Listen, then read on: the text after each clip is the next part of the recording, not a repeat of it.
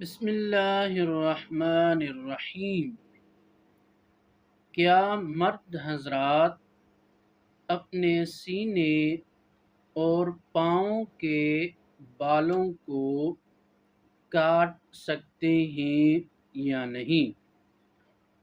فقہائے کرام نے اس مسئلے کو یوں بیان کیا ہے کہ مرد حضرات اپنے سینے اور پاؤں کے بالوں کو بالکل کاٹ سکتے ہیں، اور فقہائے کرام نے اس عمل کو مستحب کہا ہے۔